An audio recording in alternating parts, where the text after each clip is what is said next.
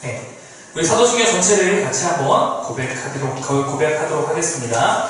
네, 첫 번째 오늘부터 12번째 오늘까지 하나하나 의미를 생각하며 또 우리가 이미 배웠던 고백을 할 때는 그 배웠던 의미들을 기억하며 이렇게 고백하면 좋겠습니다. 함께 고백하겠습니다. 시작! 전능여사 천지를 만드신 하나님 아버지를 내가 믿사오며 그 외아들 우리 주 예수 그리스도를 믿사오니 이는 성령으로 잉태하사 공정녀 마리아에게 나시고 본디오 빌라도에게 고난을 받으사 십자가에 못 박혀 죽으시고 장사한 지 4일 만에 죽은 자 가운데서 다시 살아나시며 하늘에 오르사 전능하신 하나님의 우편에 앉아 계시다가 저리로서 산자와 죽은 자를 심판하러 오시리라.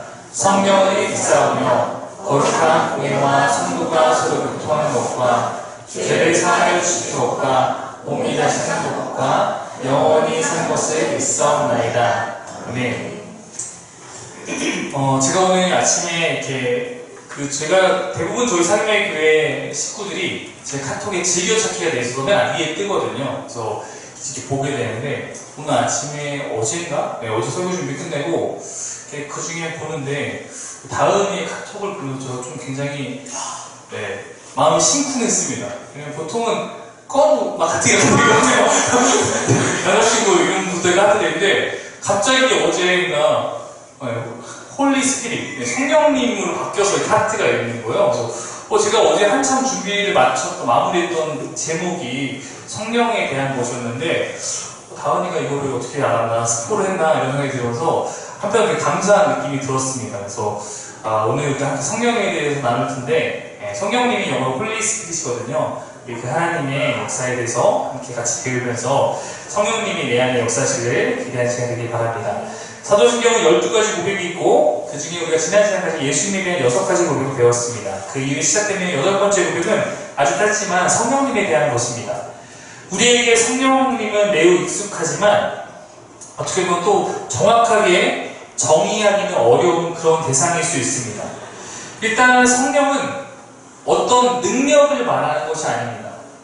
이건 무슨 얘기냐면 성령은 그냥 나에게 더해진 어떤 능력치 같은 게 아니라는 의미입니다. 제가 하는 얘기 아마 이거 아실 거라고 믿습니다. 교회에서 제일 흔한 표현받는 가운데 하나가 성령 받으라. 너 성령 받았니? 이런 표현을 합니다. 거기서 오늘 이따 부흥의 분위기가 어떨지 모르겠지만 보통 부흥의 옛날 약간 느낌의 부흥에는 성령 불 막 이런 분위기가 있습니다. 네. 그러니까 성령에 대해서 마치 우리가 받고 주고받고 이런 것처럼 느껴지기도 하는데 성령을 받아서 내가 무엇인가를 할 수 있게 된다는 이런 생각을 하기가 쉽습니다. 쉽게 설명해서 성령이 마치 내 어떤 신앙의 레벨업을 위한 수단으로 이식되는 경우도 있는 것 같습니다. 성령은 분명히 우리가 더 나은 사람이 되도록 도우시는 분이지만 어떤 나의 능력 향상을 위한 부수적인 수단이 결코 아닙니다. 나의 어떠함을 높여주기 위한 나의 보조적인 존재가 아니라 오히려 내가 그분께 기대어 내가 살 때 그분으로 인해서 내 삶에 긍정적인 변화가 생겨나는 것입니다. 이해하십니까? 성령이 나를 업그레이드 시키기 위한 부수적인 존재로 가져와야 되는 게 아니라 오히려 성령 하나님께 내가 기대는 겁니다. 그로 말미암아 나도 함께 더불어 자라는 것입니다. 성령님은 내가 주고받는 물건도 아니고 어떤 능력치도 아니고 우리와 깊이 교제하는 하나님, 성령 하나님입니다. 우리는 성령 하나님 만나고 그분과 연합을 통해서 더 나은 삶으로 나아가게 됩니다. 당연히 그분에게는 능력이 있습니다. 성령 하나님만이 하실 수 있는 일들이 참 많습니다. 우리가 지난 사도신경에 대한 고백 가운데 예수님의 동정녀 탄생도 성령으로 잉태된 것이라고, 성령에 의한 것이라고 말하지 않습니까? 로마서에 보면 이런 말씀이 있습니다. 우리 로마서 8장 11절 말씀 한번 띄워주십시오. 네.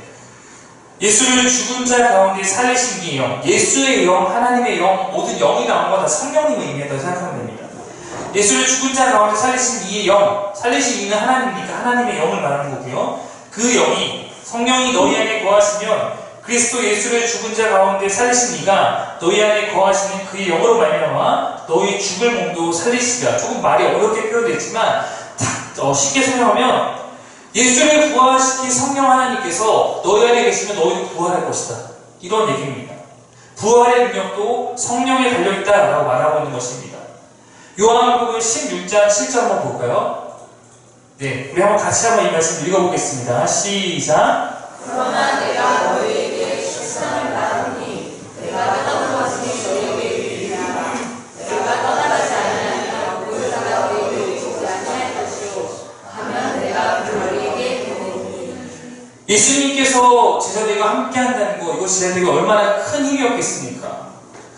여러분, 저는 별로 대단한 사람 아니지만, 만약에 여러분 이 시간에 이 예배 시간에 저라는 한 사람이 없다고 생각해도 여러분들이 당황스럽지 않겠습니까? 근데 늘 함께했던 예수님, 제가 함께했던 그 예수님께서 가신다는 것, 제가 얼마나 큰 두려움일 수 있겠습니까?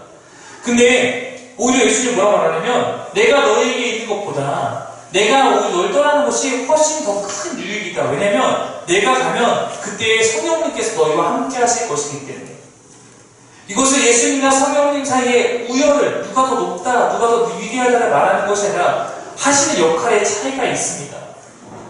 성령 하나님과 예수님은 동일하신 분이지만 또 우리 각각의 역할에서 3위로 나누지 않습니까? 이 정도로 성령 하나님께서 성도들에게, 우리들에게 필요하고 유익한 분이라고 예수님 우리에게 가르치시는 것입니다. 우리가 흔히 말하는 성부, 성자, 성령, 이것을 삼위일체 하나님이라고 말합니다. 성부 하나님을 우리가 흔히 말하는, 우리 만드시고 살렸을 때 우리가 이해하고 있는 그 하나님, 여호와 하나님을 의미하는 경우가 많고요. 성자 하나님이라고 하면 우리 가운데 오셨던, 성신하셨던 예수 그리스도를 의미하는 경우가 많고, 성령 하나님이 바로 우리가 이 시간 다루는 그 하나님입니다. 하나님, 예수님, 성령님, 영어로 표현하자면 God, 그다음 지저스, 그다음 홀리 스피릿. 제가 이 사도신경 강의에서 참고하고 있는 백금산 목사님의 사도신경이라는 책에 보면 삼위 하나님의 사역에 대해서 이렇게 정리하고 있습니다. 세 분은 동등하시고 하나입니다. 하지만 또 구별됩니다. 성부, 성자, 성령 하나님은 창조 사역도 함께 하셨고 우리를 위한 구원 사역도 함께 해 나가십니다. 다만 그 구원의 과정에서 하시는 역할에는 차이가 있습니다. 성부 하나님은 구원을 계획하십니다. 이렇게 내가 너희를 구원하겠다. 성자 하나님, 즉 예수님은 구원을 성취하십니다. 바로 십자가를 통해서 구원을 성취하신 것입니다. 성령 하나님은 구원에 적용하시는 일을 합니다. 즉 예수님께서 하나님의 계획에 따라서 십자가에서 이루신 그 구원의 성취를 이제는 그 구원을 받을 각 사람에게 나누어 주시고 그들의 삶에 적용하는 일을 누가 하냐면 성령 하나님께서 하신다는 겁니다. 그러므로 오늘 이곳에 나와서 주를 믿는다 고백하는 우리들에게 성령님은 우리의 그 구원을 이루기 위해서 반드시 필요한 존재입니다. 지난 사도신경 고백에서 보면 예수님께서 자신에게 맡겨진 사명을 승천하신 것에 대해서 우리 배운 바가 있습니다. 그분은 다시 오시겠다는 재림의 약속을 남겨두고 다 모든 것을 이루셨고 지금 하나님의 우편에서 함께 모든 세상을 통치하고 계십니다. 그러나 이 땅에 남겨져 있는 우리 그리스도인, 우리 교회의 사명은 아직 끝나지 않았습니다. 예수님께서 하셨던 그 사명을 이제 우리가 이어가서 해 나가고 있는 것입니다. 그렇게 사명을 이루어나가야 될 교회와 성도들에게 성령님은 우리에게 주신 가장 큰 선물로서 오신 것입니다. 고린도서 3장 16절 말씀 한번 보겠습니다. 함께 읽겠습니다. 시작. 너희가 하나님의 성전인 것과 하나님의 성령이 너희 안에 계시는 것을 알지 못하느냐. 성령님을 표현할 때 가장 큰 특징 가운데 하나는 성령님은 항상 너희 안에 있다. 너희 마음 가운데 계시다. 너희 마음이 성전이고 그 안에 하나님께서 계시는데 그분이 성령님이다 라고 성경은 우리 가르칩니다. 성령님은 우리 안에 거하시며 우리와 함께 하시는 분입니다. 성경은 그분의 보혜사라고 합니다. 보혜사는 헬라어로 파라클레토스인데 이것은 다른 그 말의 뜻 가운데는 변호사, 중재자, 협조자라는 뜻이 있습니다. 즉 우리를 도우시고 우리를 변호해 주시고 우리와 함께 하시는, 우리를 지켜주시는 것을 의미합니다. 바로 그런 역할을 하시는 분이 성령님입니다. 우리 모두에게는 이 땅을 살아가면서 하나님의 위로와 하나님의 도우심이 필요합니다. 우리 모두가 그렇습니다. 성령님은 그런 우리에게 가장 깊숙이 동행하시고 가장 가까이서 우리를 돕는 분입니다. 우리의 구원을 위해서 날마다 일하시고 계신 분입니다. 고린도서 12장 3절 말씀에는 이렇게 고백합니다. 그러므로 내가 너희에게 알리노니 하나님의 영으로 말하는 자는 누구든지 예수를 저주할 자라 하지 아니하고 또 성령으로 아니하고는 누구든지 예수를 주시라 할 수 없느니라. 성령님이 아니면 누구든지 예수를 주라 고백할 수 없다라는 것입니다.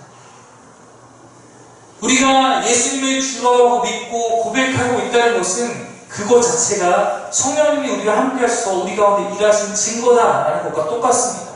성령의 도우심을 말미암아 우리가 우리 가운데 믿음을 갖고 예수를 주라 진정으로 고백할 수 있는 것입니다.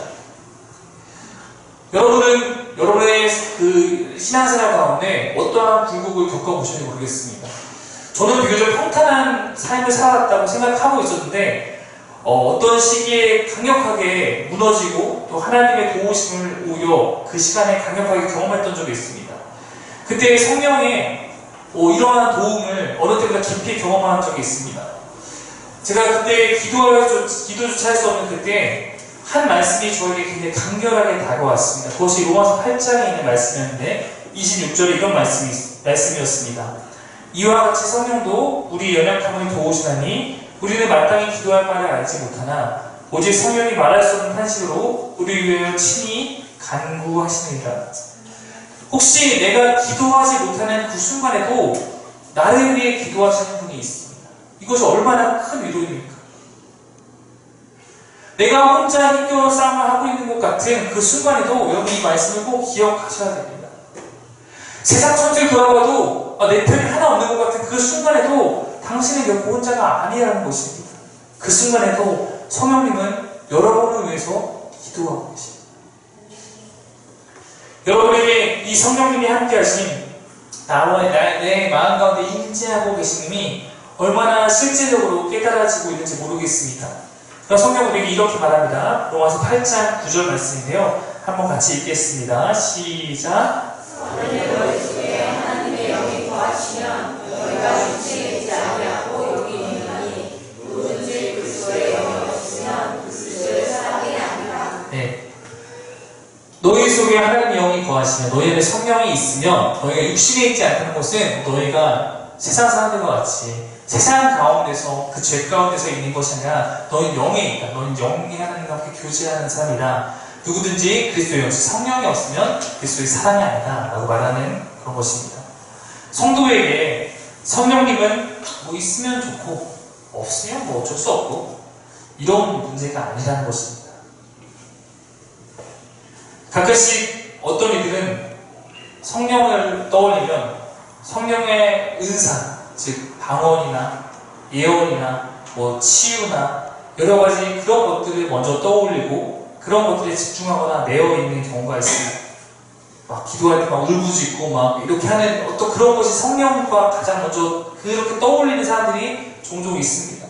그러나 그것은 성령님에 대해서 굉장히 어떻게 보면 성령님의 중심적인 사역을 오히려 오해하고 있는 것입니다. 그것이 성령님께서 하시는 핵심이 아닙니다. 오히려 그것은 그냥 부수적이고 그것은 우리에게 필요하면 허락되는 것들이라고 생각합니다. 이러한 부분은 조만간 제가 성령론 강의를 통해서 좀 더 깊이 있게 다룰 예정입니다.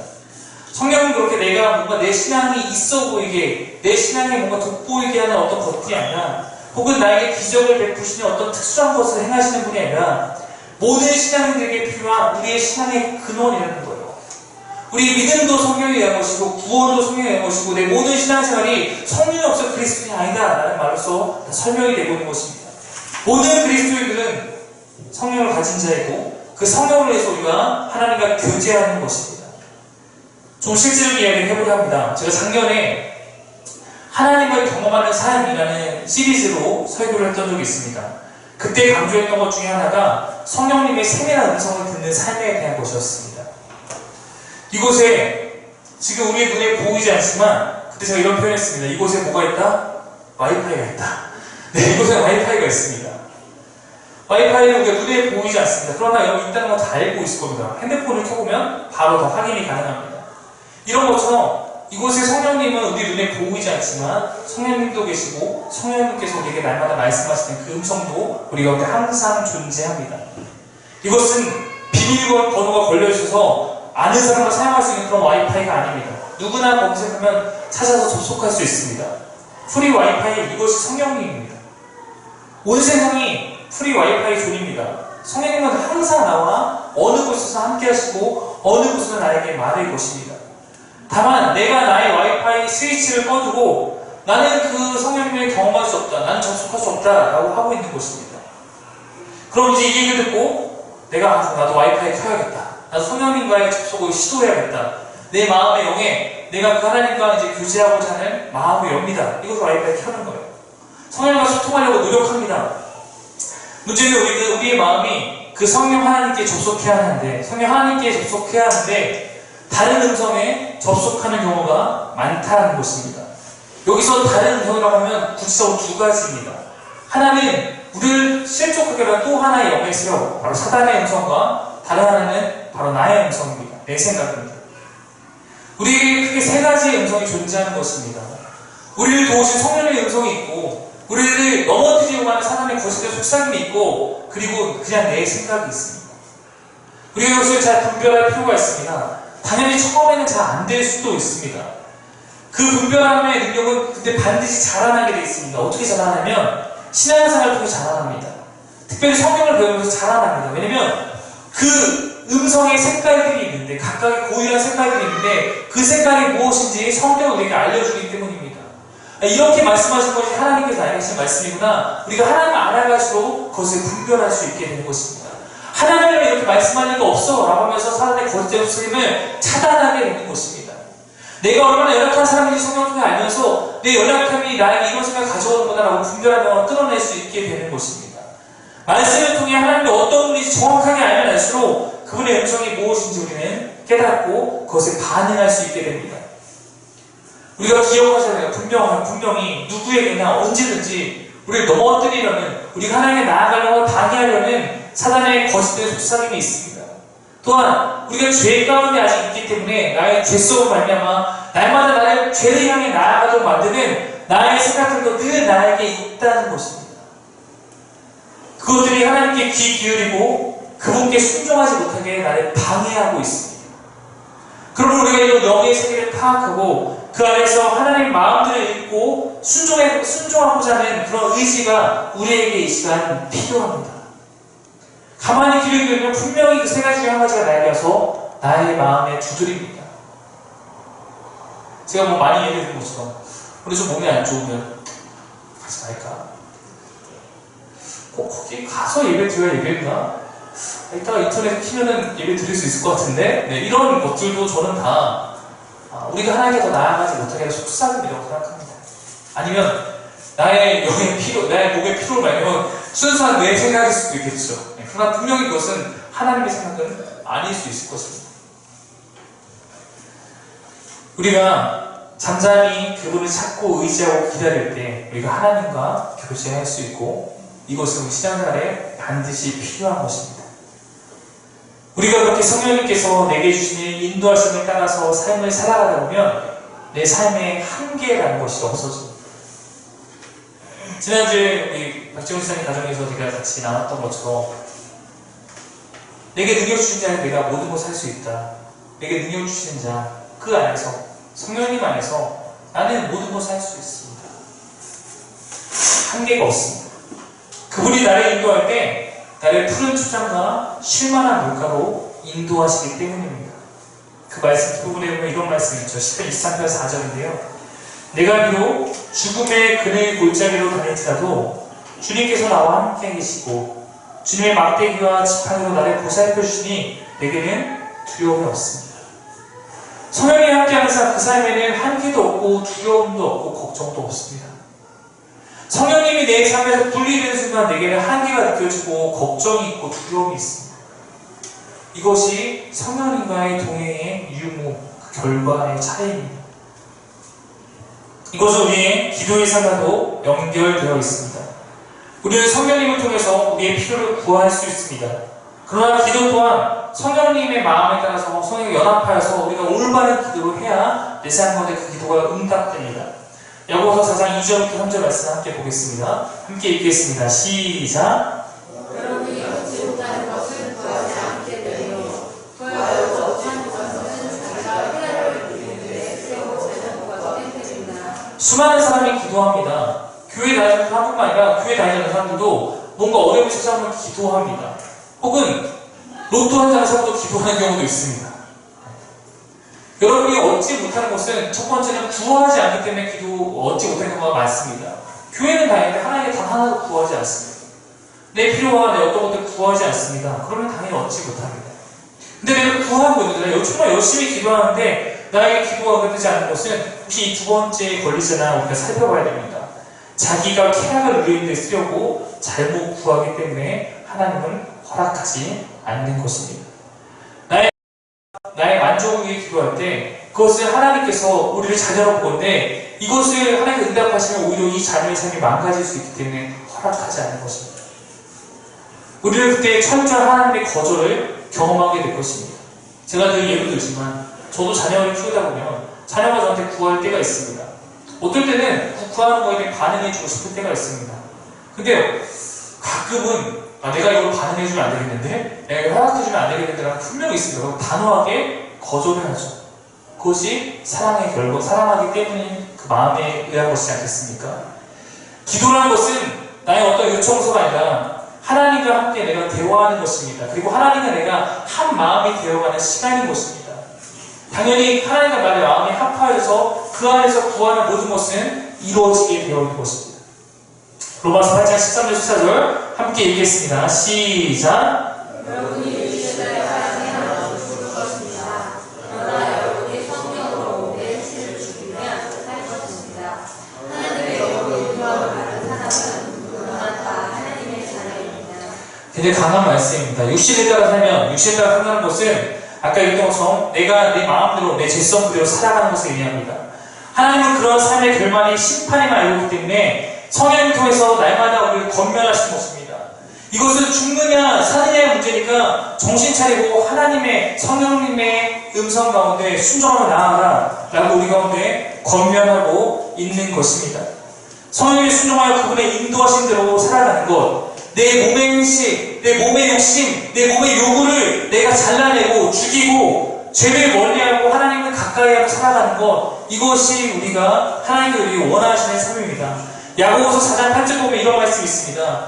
야고보서 4장 8절입니다. 하나님께로 가까이 가십시오. 그리하면 하나님께서 가까이 오실 것입니다. 죄인들이여 손을 깨끗이 하십시오. 조망을 품는 사람이여 마음 순결하십시오. 이렇게 말씀 나오고 있습니다. 우리가 하나님께 가까이 가면 하나님께서 나에게 가까이 오실 것입니다. 저 멀리서 네가 한번 나에게 올래? 라고 하고 기다리시는 분이 아니라 우리가 하나님께 마음을 열고 내가 하나님께 한번 나아가서 생각하고 마음을 열고 디딜 때 하나님께서 우리가 하나님께 가까이 오셔서 함께 해주신다는 약속인 것입니다. 여러분, 하나님과 가까울수록 내 삶은 죄로부터 멀어집니다. 내가 한 걸음 다가갈 때 주님은 몇 걸음 달려와서 나를 맞아주시는 분입니다. 성령님은 우리가 모든 것을 돕는 분입니다.